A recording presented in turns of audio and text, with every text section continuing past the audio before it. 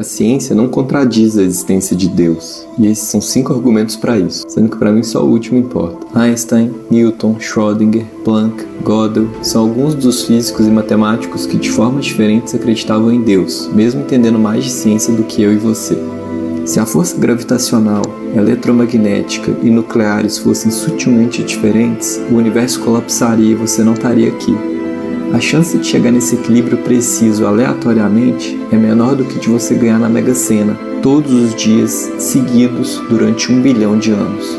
Se tudo tem uma causa, a própria existência sugere uma origem primordial, com causa em si mesma e que transcende o tempo, espaço e matéria. Milhares de pessoas sem atividade cerebral, após serem ressuscitadas, relataram se lembrar de ter experimentado um amor incondicional, infinito e eterno, no qual tudo se origina e se conecta.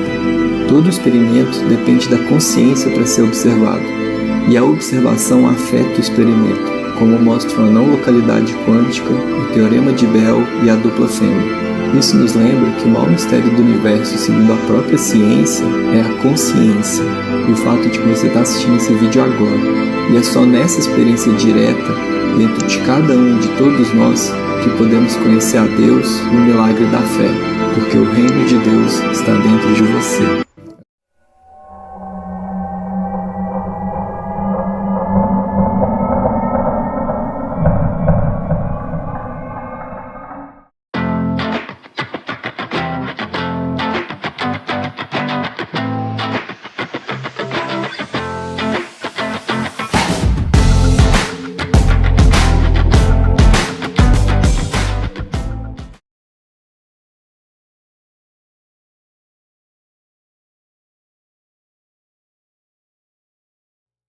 Falar sobre futebol você não quer, né, Stamp?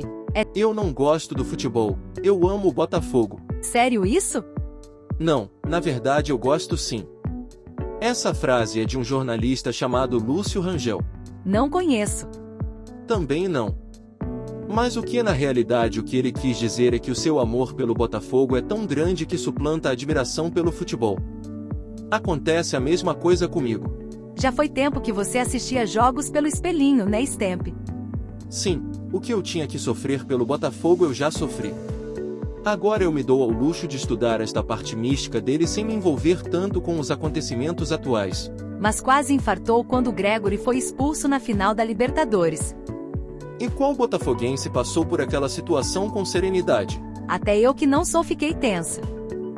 Mas é porque ali tinha muita coisa envolvida. Por exemplo, essa questão da predestinação celestial.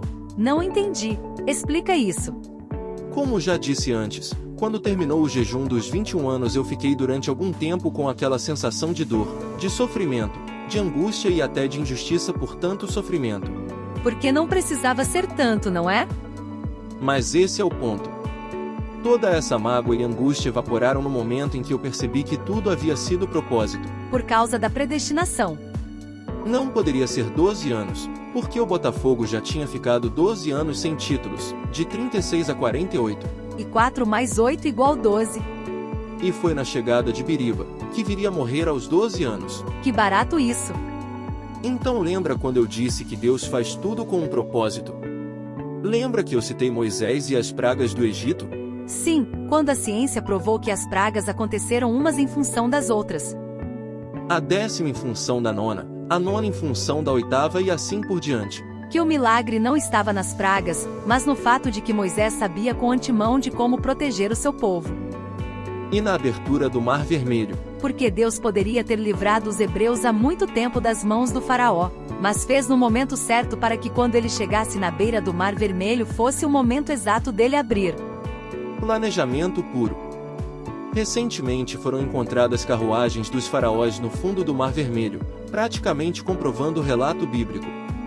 E Deus fez assim para que a própria ciência duvidasse do milagre. Daí que os 21 anos foram planejados para desembocar na noite do dia 21. Com toda aquela apoteose de acontecimentos. Entendi. Então é isso. Quando eu descobri que o nosso sofrimento, a nossa dor foi em função de algo que foi planejado para transmitir uma mensagem, eu passei a sentir orgulho de ter feito parte daquilo tudo. Como os hebreus deveriam ter sentido orgulho, mas acabaram vagando por 40 anos justamente pela falta de fé. Exatamente isso. Então é assim, quanto mais a ciência se debruça sobre as leis do universo, mais vai se dando conta que é impossível a nossa existência não ter tido um arquiteto. Ainda que alguns cientistas ainda sejam céticos. Mas muitos já estão despertos. Por exemplo, quando eles descobriram a assinatura de Deus em nosso DNA. Um caso clássico. Um caso clássico, isso mesmo. Não é possível que a vida seja um simples acidente, e o exemplo mais pujante disso é o número de espécies que habitam a Terra. Animais e vegetais. Se a vida em nosso planeta é um acidente, como explicar toda essa vasta espécie de diferentes animais? É verdade. Poderiam haver só 10 espécies, mas são milhares, milhões. E tudo dentro de um equilíbrio absurdo. Então, seguindo por essa linha, eu olho para o Botafogo e não vejo outra alternativa a não ser acreditar que houve planejamento. Veja, por exemplo, a questão da conquista da Libertadores.